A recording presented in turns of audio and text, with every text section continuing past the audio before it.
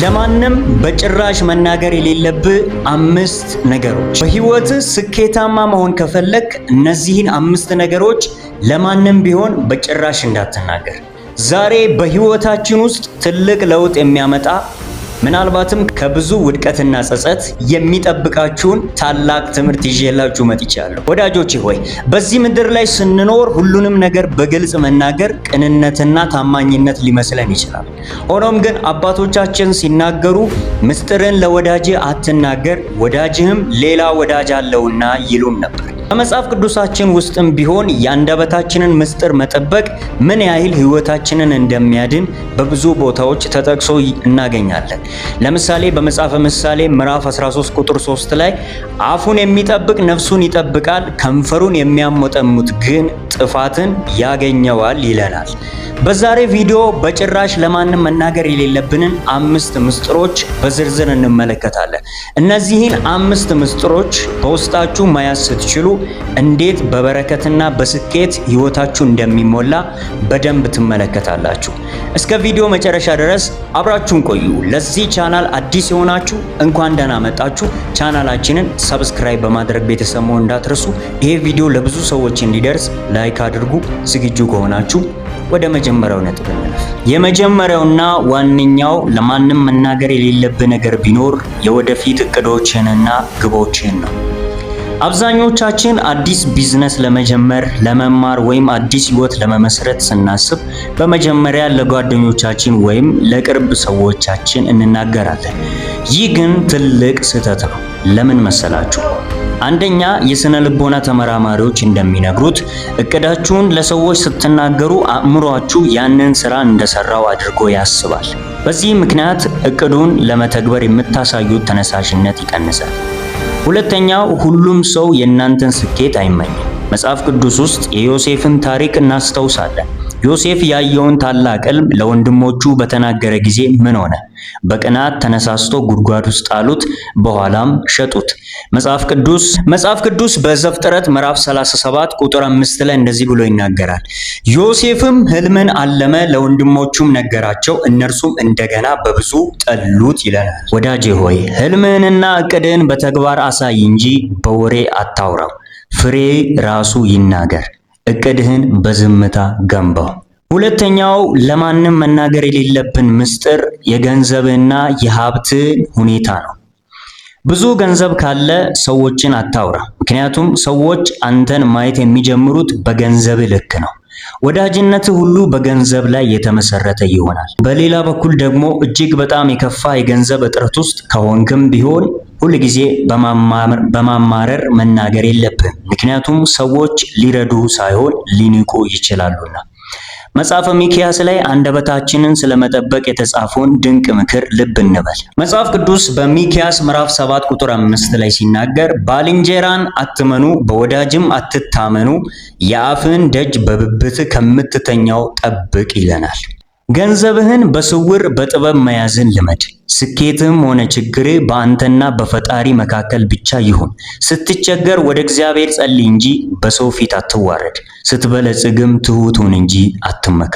ሶስተኛውና እጅግ አስገራሚው ምስጢር የቤተሰብና የትዳር ህይወትን ምስጢር መናገር በጭራሽ የለብህም። በቤት ውስጥ የሚፈጠረውን አለመግባባት፣ የትዳር አጋሪ ያለባትን ደካማ ጎን በጭራሽ ለሶስተኛ ወገን አታውራ። ዛሬ የምታወራው ሰው ነገ ካንተ ጋር ሲጣላ ያንን ምስጢር መውጊያ አድርጎ ይጠቀምበታል። ሳምሶንን እናስታውሳለን። ሳምሶን ታላቅ ኃይሉ የት ላይ እንደነበረ ለሚስቱ ለደሊላ በነገራት ጊዜ እሷ ግን ለጠላቶቹ አሳልፈ ሰጠችው። ዓይኖቹ ጠፉ፣ ኃይሉም ተወሰደ። መጽሐፍ ቅዱስ በመሳፍንት ምዕራፍ 16 ቁጥር 17 ላይ እርሱም ከእናቴ ማፀን ጀምሬ ለእግዚአብሔር የተለየው ነኝና በራሴ ላይ ምላጭ አልደረሰም፣ የራሴንም ጠጉር ብላጭ ኃይሌ ከኔ ይሄዳል፣ እደክማለሁም፣ እንደሌላም ሰው እሆናለሁ ብሎ የልቡን ሁሉ ገለጠላት ይለናል። የቤትህን በር ዝጋ፣ የቤትህን ምስጢር በቤት ውስጥ ፍታው። በጸሎት ወደ ፈጣሪ አልቅስ እንጂ የትዳር አጋርህን ለሰው አታማ። አራተኛው ለማንም መናገር የሌለብን ትልቁ ነገር ያለፉ ስህተቶችና የጸጸት ታሪኮችን ናቸው። ሁላችንም ባለፈው ህይወታችን የተሳሳትንባቸው ዛሬ ላይ ሆነን ስናስባቸው የሚያሳፍሩን ብዙ ነገሮች ሊኖሩ ይችላሉ። እግዚአብሔር ንስሐ ገብተን ይቅር ካልን በኋላ ያንን ታሪክ ደግመን ለሰዎች ማውራት የለብንም። ሰዎች አንተ የተቀየርክበትን አዲሱን ማንነትህን ሳይሆን ሁልጊዜም የሚያስታውሱት የድሮ ስህተትህን ነው። ጠላት ዲያብሎስ እንኳ አንተን ለመክሰስ ሁልጊዜ ያለፈውን ታሪክን ያነሳል። አንተ ግን ያለፈው አልፏል ብለህ አዲሱን ህይወትን መኖር አለብህ። መጽሐፍ ቅዱስ በሁለተኛ ቆሮንቶስ ምዕራፍ 5 ቁጥር 17 ላይ ሲናገር ስለዚህ ማንም በክርስቶስ ቢሆን አዲስ ፍጥረት ነው፣ አሮጌው ነገር አልፏል፣ እነሆ ሁሉም አዲስ ሆኗል ይለናል። ያለፈውን ታሪክን እግዚአብሔር በምሕረቱ ባህር ውስጥ ጥሎታል። አንተም መልሰህ አትቆፍረው። አምስተኛውና የመጨረሻው እጅግ ጥልቅ ለማንም ሰው መናገር የሌለብን ምስጢር የምታደርጋቸውን መልካም ነገሮችና ቸርነቶች ናቸው።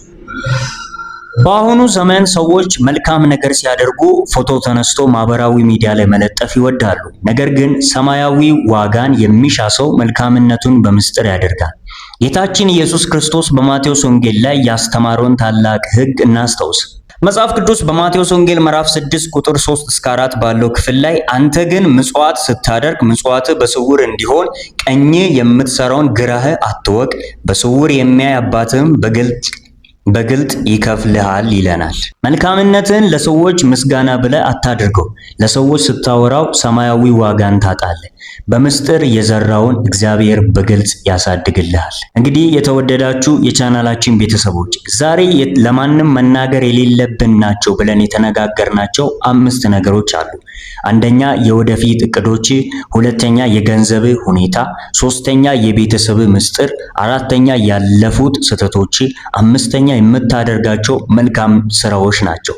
እነዚህን በአንደበትህ ጠብቀህ በዝምታና በጥበብ ከተጓዝክ ሕይወትህ በሰላም በበረከትና በስኬት ይሞላል። አፉንና ምላሱን የሚጠብቅ ሰው ነፍሱን ከመከራ ይጠብቃል። እንግዲህ ቤተሰቦች የዛሬ ቪዲዮ የተመለከታችሁትን ይመስል ነበር። እስከ መጨረሻው ድረስ ውድ ጊዜያችሁን ሰውታችሁ ስለተመለከታችሁ በጣም ነው የማመሰግነው። ይሄን ቪዲዮ ላይክ ካላደረጋችሁ አሁኑኑ ላይክ አድርጉ። ለዚህ ቻናል አዲስ የሆናችሁ ምን እየጠበቃችሁ ነው? ሰብስክራይብ በማድረግ ቤተሰብ መሆን እንዳትረሱ። ነገ በሌላ ቪዲዮ ተመልሼ እመጣለሁ። ሰብስክራይብ አድርጋችሁ ጠብቁ። ወዳችኋለሁ። ሀሳብ አስተያየታችሁ ኮሜንት ለመጻፍ ትችላላችሁ። መልካም ጊዜ ይሆንላችሁ።